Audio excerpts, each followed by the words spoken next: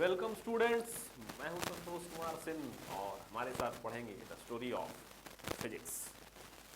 तो देखेंगे हम लोग एसी का जनरेशन। पूरा अल्टरनेटिंग करंट चैप्टर देख लिया, इलेक्ट्रोमैग्नेटिक इंडक्शन देखा। ये लास्ट टॉपिक है हमारा इलेक्ट्रोमैग्नेटिक इंडक्शन का। अब हम इलेक्ट्रोमैग्नेटिक इंडक्शन पूरा पढ़ रहे थे, उसका क्या यूज करते हैं हम लोग, वो चीज़ देखेंगे। आपके घर में जो इलेक्ट्रिसिटी आती है वही जनरेट करने जा रहे हैं। कैसे जनरेशन होता है, अभी तक जो आप थ्योरी पढ़ रहे थे बस उसी की सहायता से ये चीज़ें आपके घर में सारे एप्लियंसेस चल रहे हैं। ठीक है ना, आपने जो चैप्टर पढ़ा वही हम जनरेट करेंगे, एसी जनरेशन। सबसे पहले बात करेंगे, कुछ थोड़ी हिस्ट्री की बात हो जाए। एक साइंटिस्ट थे हमारे, साइंटिस्ट का नाम था, बहुत ही फेमस नाम है, Thomas Edison. Thomas Edison.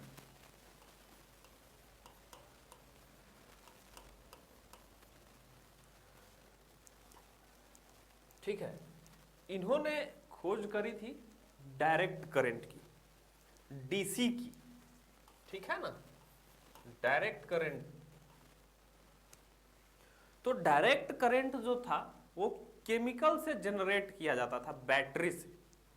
Battery chemically composed किया हुआ रहता है हमारा, तो कॉस्ट ज्यादा पड़ता था। समझ गए ना, डीसी का कॉस्ट ज्यादा था, लेकिन लोगों को इलेक्ट्रिसिटी तो मिल गई थी ना, तो काफी खुश हुए, सारी दुनिया में लोग खुश हुए। थॉमस एडिसन का बहुत नाम था। इनके नाम पे बेटा अप्रॉक्स 1000 पेटेंट्स थे, 1000 पेटेंट्स। पेटेंट्स का मतलब कि 1000 तरह की चीजों की खोज इन्होंने करी थी और वे इनके नाम पे रजिस्टर्ड थे। बहुत पैसे वाले व्यक्ति थे। बहुत सारे खोज जो है छोटे छोटे वैज्ञानिकों के थे, जिनको ये अपने नाम पे करवा रखे थे। उस समय भी पैसों का खेल चलता था, बट ये बहुत ग्रेट साइंटिस्ट थे, अपने आप में भी ये ग्रेट साइंटिस्ट थे। अभी जो आपके पास बल्ब है, इलेक्ट्रिक बल्ब जो है वो इन्हीं की देन है।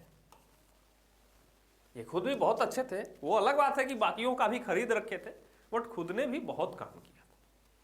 तो डीसी के जनरेशन पे इन्होंने वर्क किया और दुनिया को इलेक्ट्रिसिटी दिया, डायरेक्ट करंट। और पैसे वाले भी थे, इन्होंने इन्वेस्टमेंट अच्छा खासा कर दिया, पूरी दुनिया में फैला दिया अपना बिजनेस। तो लोग इनके पास धीरे धीरे काम मांगने आने लगे, जिन्हें भी साइंस की थोड़ी बहुत नॉलेज थी। तो एडिसन के पास लोग आते थे।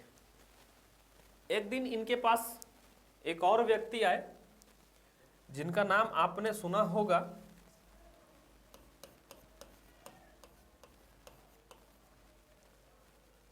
देखते ही याद आया होगा, बहुत फेमस निकोला टेस्ला। ये निकोला टेस्ला आए, टेस्ला। ठीक है ना, ये भी इनके कर्मचारी बन के आए थे, थॉमस एल्वा एडिसन के।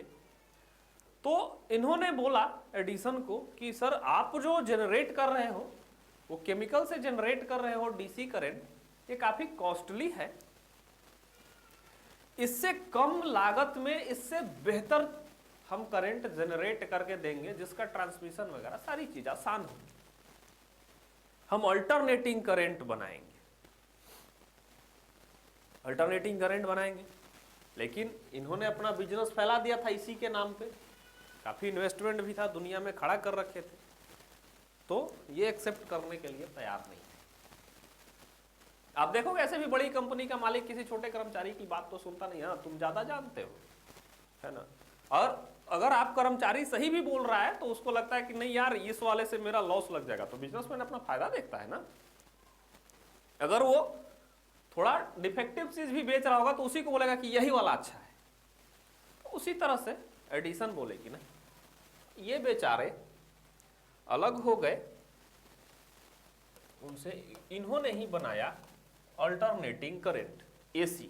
दुनिया को एसी दिया निकोला टेस्ला ने। ठीक है ना, एसी दिया। तो बोला इन्होंने कि कैसे जनरेट होगा, एसी का जो जनरेशन होगा वो हम कर सकते हैं सर। अभी जो इलेक्ट्रोमैग्नेटिक इंडक्शन का जो प्रोसेस चल रहा था कि मैग्नेटिक फील्ड में अगर हम कंडक्टर को क्या करें, फ्लक्स कट करवाएं या फ्लक्स चेंज करवाएं, तो होता था ना रोटेशन करवा के भी कर सकते थे। तो बोला कि अगर मैग्नेटिक फील्ड में किसी कंडक्टर को हम रोटेट करवाते रहे तो ईएमएफ इंड्यूस हो जाएगा, लेकिन वो रोटेशन होगा तो फ्लक्स कंटिन्यूअसली चेंज होते रहेगा, कभी वो सपोर्टिव नेचर का कभी अपोजिशन नेचर का, यानी पॉजिटिव निगेटिव दो पोलैरिटी में करंट आएगी, आधे साइकिल में पॉजिटिव आधे साइकिल में निगेटिव। वो मैं बना के दिखाऊंगा कैसे आता है।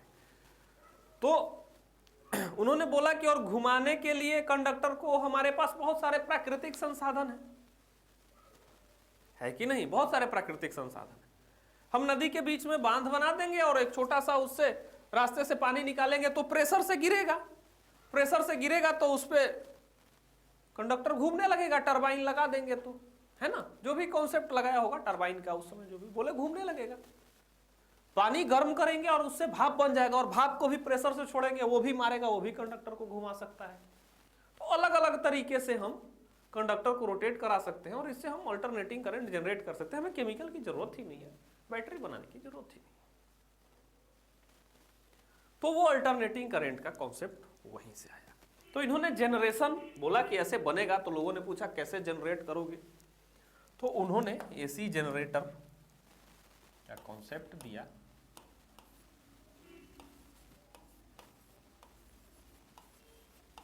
एसी जनरेटर जो है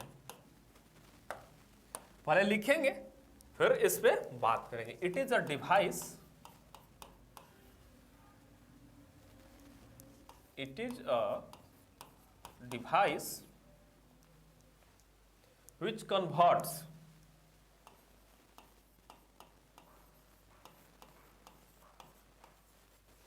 अब देखो हमने यहां पे डिवाइस वर्ड यूज किया है, लेकिन उस समय हमने इसको डिवाइस लिखा उस जमाने के कॉन्सेप्ट के अनुसार, लेकिन आजकल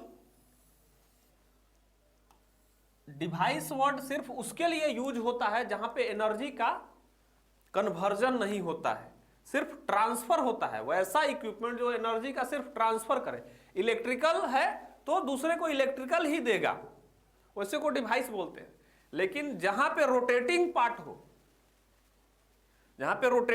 हो, जिस भी डिवाइस में रोटेटिंग पार्ट लगा हुआ है और वहां पे mechanical to electrical, electrical to mechanical, ऐसे कन्वर्जन हो जा रहा है, रोटेटिंग भी हो और कन्वर्जन भी हो रहा है, उसको बोलते हैं मशीन। 3 इडियट्स वाला व्हाट इज अ मशीन, यही चीज पूछा था। मशीन आर यानी कॉम्बिनेशंस, ये वो चतुर ने बोला था, यही वाली बात उन्होंने बोली थी कि डायनेमिक चीजों का कॉम्बिनेशन होता है जहां पे एनर्जी का कन्वर्जन होता है, उसको बोलते हैं मशीन। और जो स्टैटिक होता है जहां पे जिसमें कोई भी मोशन वाला पार्ट नहीं लगा हुआ है, डायनेमिक पार्ट नहीं है, वहां पे सिर्फ एनर्जी का ट्रांसफर होता है, वो डिवाइस होता है। समझ गए ना। तो इसको अब आप लोग इसी वर्ड को मशीन बोलते हैं। अभी भी पुराने लोग लिखते हैं उसको डिवाइस ही, ठीक है ना, लेकिन हम मशीन पढ़ेंगे इसको, ठीक है ना। Machine which converts mechanical energy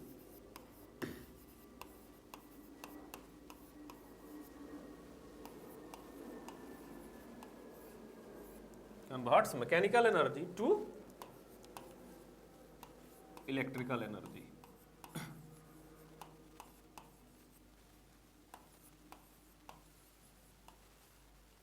mechanical energy to electrical energy, ठीक है ना। एक तरह का मशीन होता है जो मैकेनिकल को इलेक्ट्रिकल में कन्वर्ट कर देता है, ठीक है ना।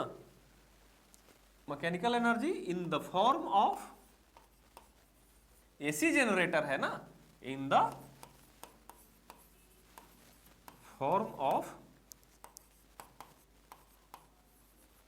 अल्टरनेटिंग करंट, ठीक है ना। अल्टरनेटिंग करंट यानी पोलैरिटी चेंज हो रही है, ठीक है ना। आधे साइकिल के लिए पॉजिटिव, आधे साइकिल के लिए निगेटिव, ठीक है ना। और ये वर्क करता है कौन से प्रिंसिपल पे, works on the principle of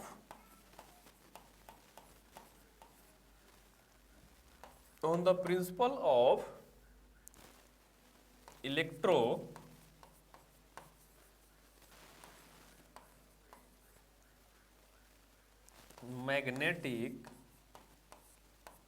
induction, electromagnetic induction के प्रिंसिपल पे वर्क करता है।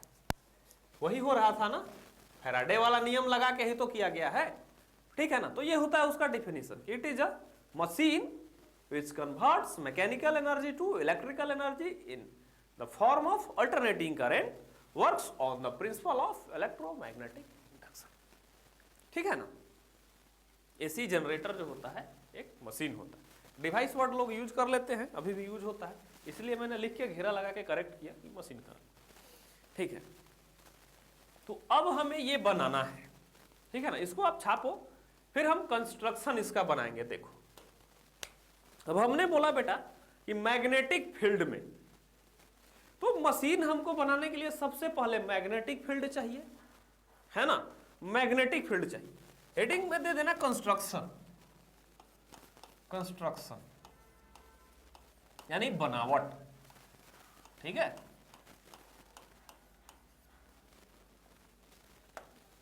क्या इसकी बनावट, हमें क्या चाहिए, मैग्नेटिक फील्ड चाहिए, ठीक है ना, मैग्नेटिक फील्ड। तो सबसे पहले हम मैग्नेटिक फील्ड बना लेंगे, मैग्नेटिक फील्ड बना लेंगे और हम बोलेंगे कि ये रहा नॉर्थ पोल और ये रहा साउथ पोल। हमने मैग्नेट ले आया, इसके बीच में मैग्नेटिक फील्ड, और मैग्नेटिक फील्ड होगा किस तरह का, ऐसा, इसी तरह से आउटसाइड द मैग्नेट ऐसा ही जाएगा ना, north to south, lines of forces होंगे ना। अब इसमें चाहिए कंडक्टर, अब बोला गया कि कंडक्टर लेकर के आओ, तो हम लोग कंडक्टर लेके आ गए, ये रहा कंडक्टर। अब हमने कहा कि अगर इस कंडक्टर को रोटेट कराएं, इस कंडक्टर को रोटेट करवाएं, अगर इधर से शाफ्ट से इसको कनेक्ट कर दें और यहां से रोटेशन शुरू करवा दें, ये कंडक्टर अगर घूमना शुरू हो जाए, याद करो इलेक्ट्रोमैग्नेटिक इंडक्शन वाला जब फ्लक्स चेंज करवाए थे, रोटेशन करा के ओमेगा से रोटेट करा दे, थीटा जब चेंज होने लगा, कॉस थीटा चेंज होने लगा, तो बी ए कॉस थीटा जब बदलने लगा तो फ्लक्स कोसाइन को फॉलो करने लगा ना, तो बदलने लगा सर। जब बदलने लगेगा तो यहां पे क्या हो जाएगा, ईएमएफ इंड्यूस्ड हो जाएगा, और जब ईएमएफ इंड्यूस्ड हो जाएगा तो उससे क्या होगा, करंट का फ्लो होने लगेगा इसमें, ठीक है ना। इसको बोलते हैं हम लोग, ये जो कंस्ट्रक्शन में ये जो क्वाइल होता है हमारा कंडक्टर का क्वाइल, जब हम इस मैग्नेट के अंदर में जिसको डालते हैं उसको बोलते हैं armature coil,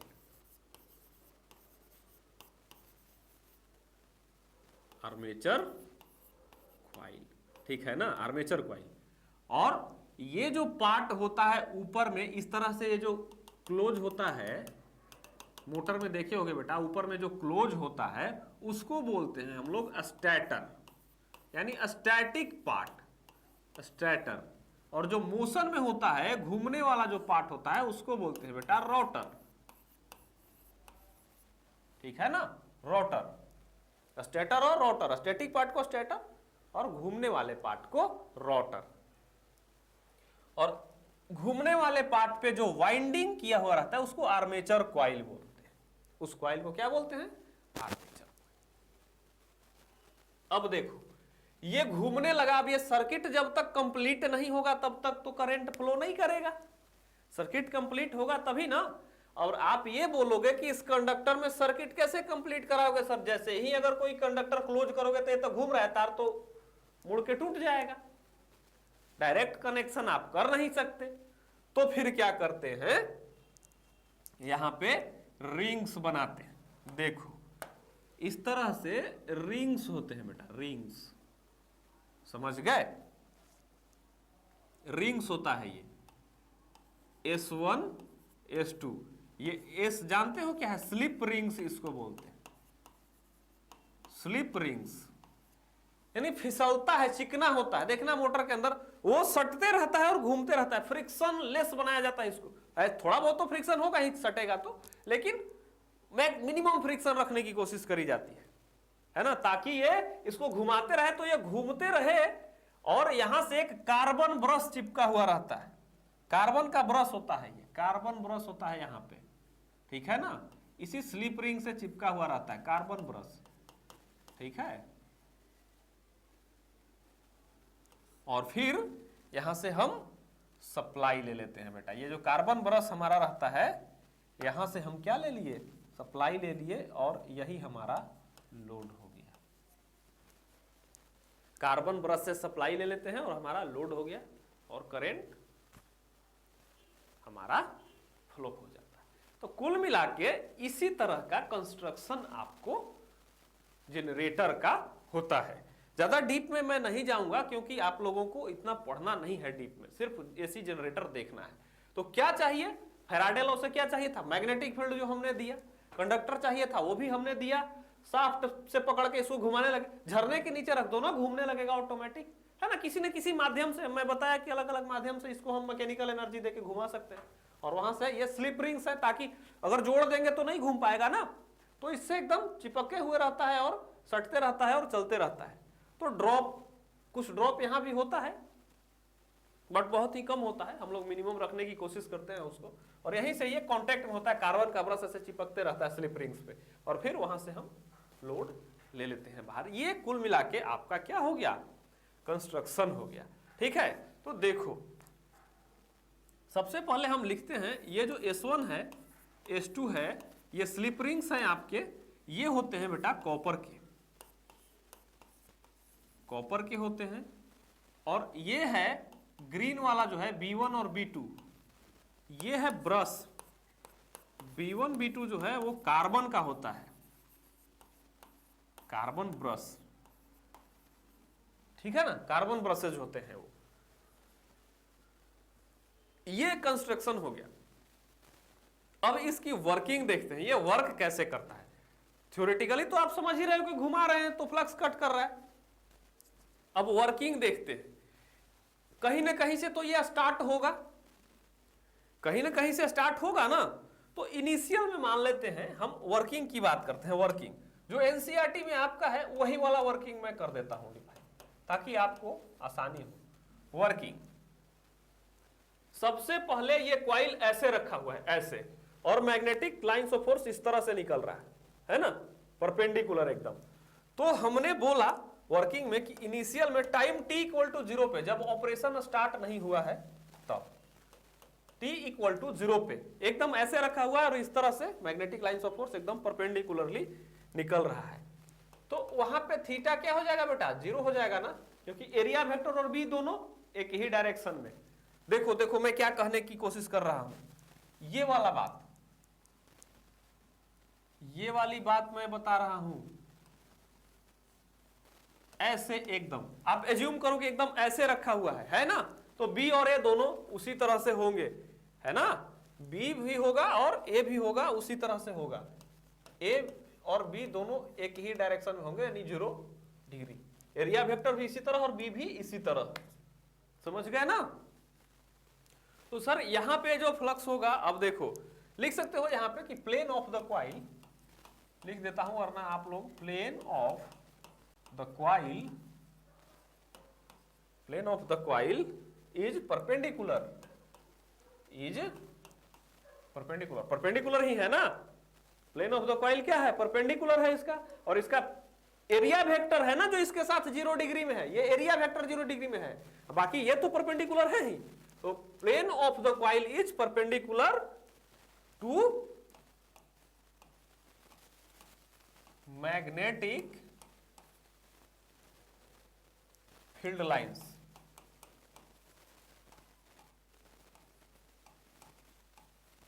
magnetic field lines, ठीक है। तो ए बी के बीच में एंगल क्या हो जाएगा? 0। Theta between A and B, theta between A and B is 0 degree, यही होगा। Theta between A and B is 0 degree. कितना पे? एट टी इक्वल टू 0 पे। इनिशियल में कहीं ना कहीं तो रुका रहेगा ना, वहां से घुमाना स्टार्ट करेंगे हम, तो यहां पे रुका हुआ है बेटा। तो अब यहां से हम घुमाना स्टार्ट करेंगे। ये फ्लक्स हो गया इनिशियल में बी ए, इनिशियल में जो फ्लक्स हो गया क्या है? बी ए हो गया।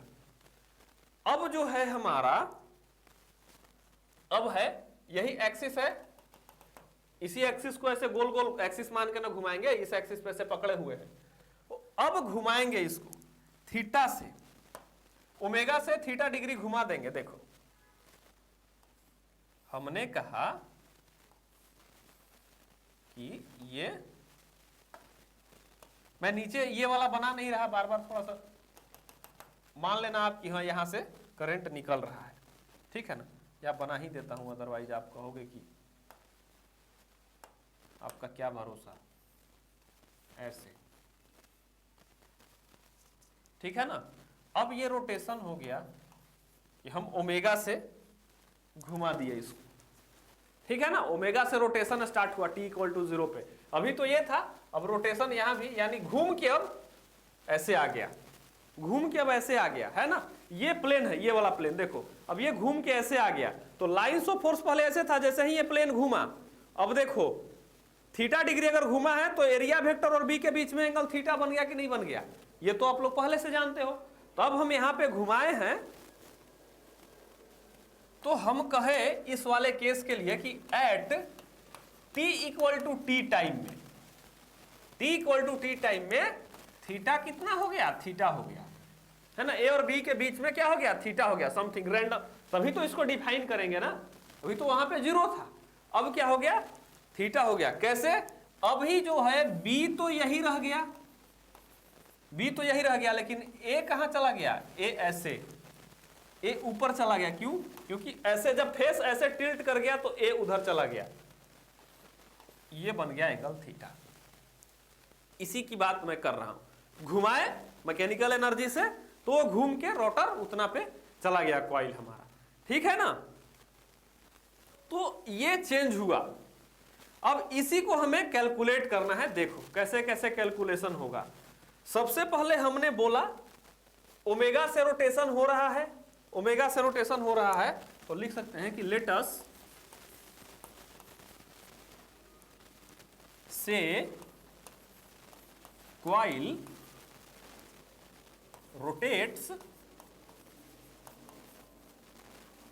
with constant, ओमेगा कांस्टेंट है ना, कांस्टेंट एंगुलर वेलोसिटी ओमेगा, ठीक है ना, कांस्टेंट वेलोसिटी ओमेगा से। ओमेगा इज इक्वल टू कितना निकालोगे आप? Sorry, omega equal to angular velocity बराबर क्या होता है? थीटा बाई टी, यही होता है ना। या थीटा जब निकालते हो तो ओमेगा इंटू टी, बहुत फेमस रिलेशन है, सबको पता है, इस लेवल पे तो आपको अच्छे से पता है, थीटा बाई टी, और थीटा रेडियन में होता है हमारा। तो हम थीटा बाई टी लिख सकते हैं। यहां से ये हो गया। इसके लिए फ्लक्स जब लिखोगे बेटा तो फ्लक्स क्या होगा? बी ए कॉस थीटा। फ्लक्स यही होगा कि नहीं होगा? देखो तो बी ए कॉस थीटा होगा ना फ्लक्स। तो सर हाँ, बी ए कॉस थीटा होगा हमारा। अब हम बोले कि ये तो फ्लक्स हो गया एक के लिए। अब एक ही कंडक्टर नहीं है ना, नंबर ऑफ टर्न्स में कंडक्टर होते हैं उसमें। अगर मान लो कि n नंबर ऑफ टर्न्स है, n टर्न्स हैं कंडक्टर के, तो फाई टी कितना हो जाएगा? फाई नेट जो होगा टोटल वो एन बी ए कॉस थीटा, है ना। और थीटा के जगह पे क्या होगा देखो तो? Omega T. थीटा के जगह पे ये ओमेगा टी लिख सकते हैं ना। तो यहां से थीटा को हटा दो, बोलो बी ए कॉस ओमेगा टी।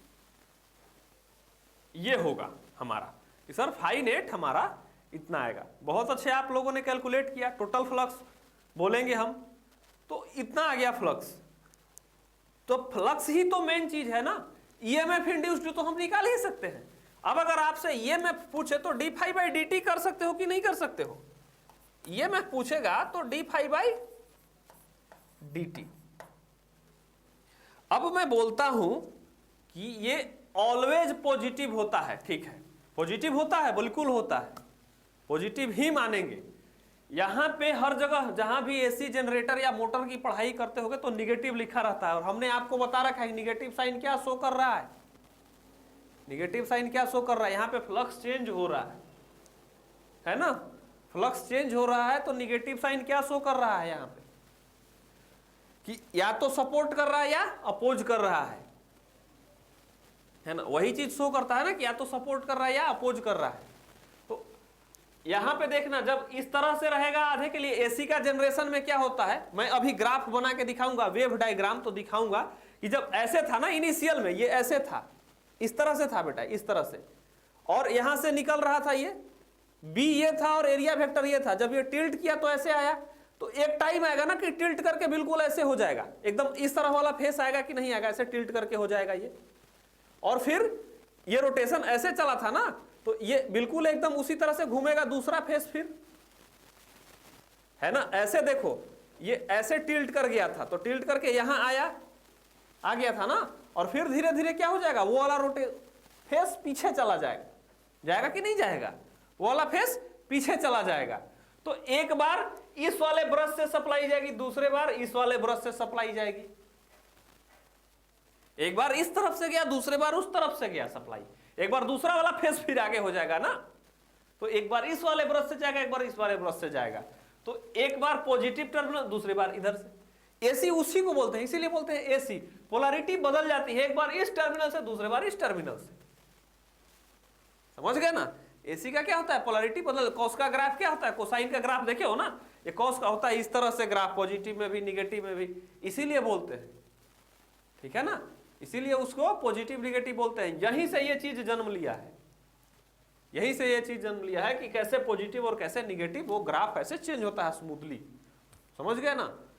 तो कुछ लोग बोलते हैं कि मेमेज देखते हो बनता है कि ये साइन थीटा कॉस थीटा पढ़ाया था टीचर, तो अब जाके पूछूंगा कि कहाँ यूज होता है। बहुत लोग मेमेज देखे होंगे उसमें कि ये पूछूं, लोग हंसते भी हैं, कहा यहाँ यूज होता है बेटा, अगर ये यूज बंद कर दूंगा ना अभी, तो जिसपे ऐसे करके लिख रहे हो ना कि कहाँ यूज होता है, हवा निकल जाएगी तुरंत भर में कहाँ यूज होता है, ठीक है ना। यूं ही नहीं पढ़ाया जाता कोई भी चीज, तो मेमेज तो बनते रहते हैं, बट यूज होता है तभी पढ़ाया जाता है, बिना यूज का कुछ नहीं होता। देख लो यूज हो गया कि नहीं हुआ। तो d phi by d t हमको निकालना है, d phi by d t. अब ये जो है ई, यहां पे अपोजिशन इन नेचर होता है, अपोजिशन इन नेचर होता है, ठीक है ना। मोटर के केस में अभी तो ज्यादा आप विजुअलाइज नहीं कर पाओगे, अदरवाइज मैं बताता, वहां पे मैं क्या बोला था, निगेटिव भी होगा पॉजिटिव भी होगा, लेकिन जब मोटर के केस में क्या होता है, अपोजिशन इन नेचर होता है, किसका, इस वाले मैग्नेटिक फील्ड का, वो अपोज करते रहता है, बिना अपोजिशन के पैदा ही नहीं होगा वो, है ना, ऑलवेज अपोज करते रहता है। वहां पे क्या हुआ था, वहां पे हुआ था बेटा कि हम यही वाला कंट्रोल कर रहे थे, मैग्नेटिक फील्ड, कभी करंट बढ़ाते थे कभी करंट घटाते हैं, सर्किट में क्या करते हैं, करंट बढ़ाते हैं कभी करंट घटाते हैं, लेकिन यहां पे ये मैग्नेटिक फील्ड फिक्स हो गया है, अब मैग्नेटिक फील्ड नहीं बदल रहा, हमारा फिक्स है। अब इसको रोटेट करा रहे हैं, कंडक्टर का रोटेशन चल रहा है हमारा, ठीक है ना। तो कंडक्टर के रोटेशन के कारण क्या हो रहा है, फ्लक्स चेंज हो रहा है, फ्लक्स चेंज हो रहा है ना, और उसके कारण ईएमएफ इंड्यूस्ड हो रहा है। तो ये वाला डायरेक्शन तो एकदम बिल्कुल सेम है, तो एक बार पॉजिटिव में एक बार निगेटिव में, लेकिन करेगा अपोज ही, ईएमएफ जो होगा उसका अपोज ही करेगा, एक बार पॉजिटिव में हाफ साइकिल के लिए, फिर निगेटिव हाफ साइकिल के लिए, एक बार आधे फेस के लिए, दूसरे बार फिर आधे फेस, एक बार ये वाला फेस आगे है, दूसरे बार ये वाला फेस आगे हो जाएगा, लेकिन नेचर अपोजिशन ही रखता है, तभी अपोज करेगा तभी वो जनरेट हो पाएगा, ठीक है। इसलिए ई जो होता है यहाँ पे मोटर के केस में बेटा, जनरेटर के केस में निगेटिव हो जाता है, ठीक है ना। तो अब जो होगा क्या लिखेंगे, minus d phi by d t करेंगे, फाई नेट हो जाता है हमारा, तो माइनस एन बी ए क्या होगा, minus N B A D cos omega T by D. हम क्या बोले हैं कि नेट ईएमएफ जो आता है वो ऑलवेज पॉजिटिव आता है, नेट ईएमएफ ऑलवेज पॉजिटिव आता है। और आपका माना हुआ सही है या गलत है ये कैसे पता चलता है? आप माने हो सही जो डायरेक्शन, तो अगर लास्ट में पॉजिटिव रिजल्ट आता है तो बोलते हो कि हमारा माना हुआ सही है। अगर लास्ट में निगेटिव रिजल्ट आ जाता है तो क्या माने हो कि हम जो पोलैरिटी माने थे वो गलत है, यहाँ निगेटिव आ रहा है इसलिए हमारा माना हुआ गलत है ना, साइन उलट जाता है। तो हमने जो बोला कि यहाँ पे जो होता है वो अपोजिशन होता है। अपोजिशन कैसे साबित होगा? तो निकाल के देखेंगे, अगर लास्ट में पॉजिटिव आना चाहिए है ना, अगर नहीं आया तो हमारा माना हुआ गलत हो जाएगा।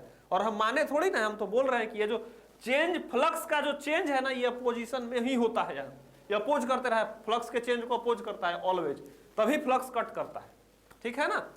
तो देखो NBA cos omega T, cos omega T का क्या होता है, मैं इसको स्लाइड करूंगा, आप लोग छाप लो रोक के। चलो कॉस ओमेगा टी का क्या होता है, माइनस साइन ना, minus NBA minus sine omega t into omega, यही होगा ना, sine omega t into omega. अब माइनस माइनस प्लस हो गया, NBA omega sine omega t, positive आ गया बेटा, देखो तो बोले थे ना ये चेंज इन फ्लक्स जो है वो अपोजिशन इन नेचर होता है, तभी ईएमएफ देखो फिर पॉजिटिव आया है। ईएमएफ वहां भी निगेटिव नहीं है, यहां भी निगेटिव नहीं है, ईएमएफ ऑलवेज में क्या बोला था, पॉजिटिव ही होता है। तो मानने वाले सावधान, चेंज इन फ्लक्स का ऑलवेज अपोज करता है, यहाँ पे अपोजिशन इन नेचर होता है ना, नेचर जो है वो अपोजिशन में है, बस वो नेचर शो करता है, लेकिन आएगा लास्ट में फाइनल, यही बात। कोई मोड वोड की जरूरत नहीं है, हम लेते मोड है बट ऐसे ही वो पॉजिटिव होता है इटसेल्फ, देख लो आप। तो वो आ गया हमारा EMF is equal to EMF equal to NBA omega sine omega T, यहीं से आता है डेरिवेशन। अब चलो कहीं कहीं ये फॉर्मूला यूज किए होंगे हम, तो आप लोग कंफ्यूज कर रहे होंगे कहाँ से आया है, तो यहीं से आता है। और भी एक दो जगह डेरिवेशन होता है इसका, लेकिन मेनली रूप से यहाँ से आपको पता चलेगा, मूविंग पार्ट जहाँ पे होता है वहाँ से हम लोग ये ऑलवेज आता ही है EMF। तो देखो ये तो इंड्यूस्ड EMF हो गया, अब निकालना है induced current.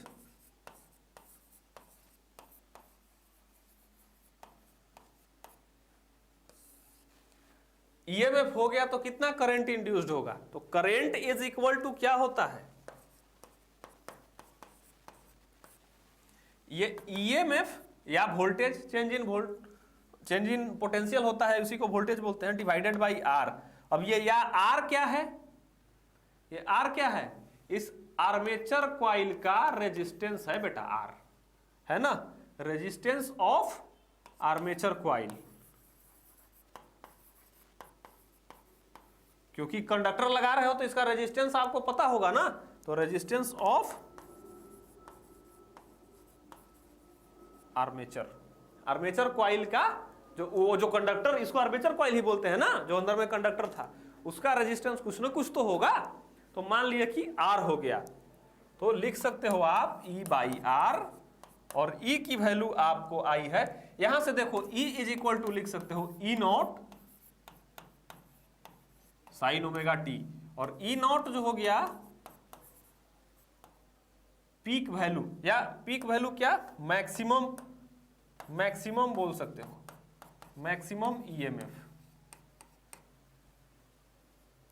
Maximum induced EMF E not है ना। तभी तो इस तरह का साइनोसॉइडल ग्राफ जब जाएगा तो मैक्सिमम आएगा, हम ग्राफ बना के दिखाएंगे E नॉट कहां पे आएगा, ये E नॉट हो गया, तो क्या लिख सकते हैं, E naught sine omega T by R. अब बेटा maximum E naught by R is equal to, सारे एसी में हम यही लिख रहे थे, E naught I naught sine omega T कर करके लिख रहे थे ना, एसी पढ़ा रहे हैं तो देखना, एसी लेक्चर्स में देखना यही लिख रहे हैं हम। तो डेरिवेशन देख लो कहां से आया है, आई नोट साइन ओमेगा टी, और ये भी क्या हो गया, मैक्सिमम है, ठीक है ना। अब इसको कर लो ब्रैकेट में बंद आप लोग,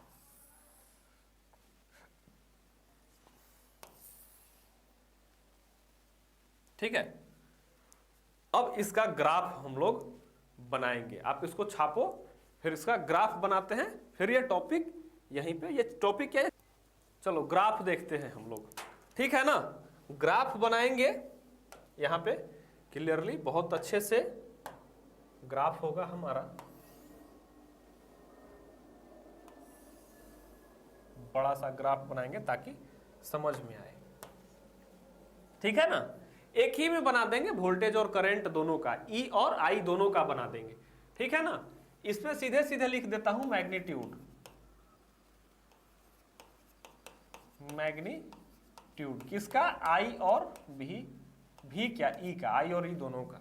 सबसे पहले आई के लिए बनाते हैं, साइनोसॉइडल आया है, ठीक है ना, साइनोसॉइडल आया है ये। तो साइनोसॉइडल मतलब ये हो गया 0, ये हो गया 90 डिग्री, ये हो गया 180, ये हो गया 270, ये हो गया 360। ये होता ना पूरा एक कंप्लीट साइकिल में।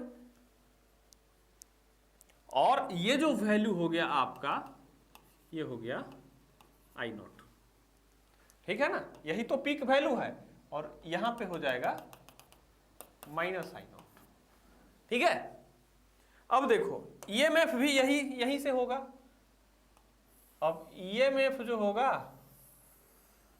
ऐसा होगा कहीं पे, है ना, ये भी मैक्सिमम यहां तक, इसको बोलोगे आप ई नॉट, और ये जो हो जाएगा वो माइनस ई नॉट, और ये किसका ग्राफ है, ई का, E naught sine omega t, और येलो वाला किसका ग्राफ है, I is equal to I naught sine omega t. यही एसी का जनरेशन हुआ जो आपके जनरेटर से निकल के आया। इसी तरह का ग्राफ होता है हमारा, ठीक है ना। और ये जो देखो टोटल एक कंप्लीट साइकिल जहां से कंप्लीट होता है, 0 और टी हम लोग कर रहे थे, ये 0 हो गया यहां पे, और ये हो गया टी, ठीक है ना। टी कहने का मतलब टाइम पीरियड, टाइम पीरियड यानी कितना टाइम में पूरा एक, फिर यहीं से ग्राफ वापस शुरू हो जाएगा, यानी एक कंप्लीट साइकिल में कितना समय लगा। तो ये जो यहां तक जो टाइम लगेगा वो टाइम पीरियड हो गया। ये 0, ये टी, इसको बोल सकते हो बेटा t/2 यानी हाफ टाइम, t/2, ये t/4, ये फिर कितना हो जाएगा 3t/4, समझ गए ना। तो ये टाइम पीरियड होता है। तो यहीं पे आके आपकी पूरी इलेक्ट्रोमैग्नेटिक इंडक्शन, एसी, पूरे मैग्नेटिज्म की कहानी खत्म होती है। फिर हम एक नया टॉपिक शुरू करेंगे, नया यूनिट शुरू करेंगे, ऑप्टिक्स। बहुत ही मजेदार टॉपिक है, थोड़ा समझेंगे, बहुत सारी कंट्रोवर्सीज भी ऑप्टिक्स में थी, रे ऑप्टिक्स, वेव ऑप्टिक्स, क्या क्या है, तो बात करेंगे उस पर। तो तब तक के लिए इतना ही, तो हम आपसे लेंगे विदा, मिलेंगे फिर नेक्स्ट टॉपिक में नई कहानी के साथ, ऑप्टिक्स की कहानी के साथ, ठीक है। पढ़ाई करते रहिए आप लोग, बाय बाय, सायोनारा।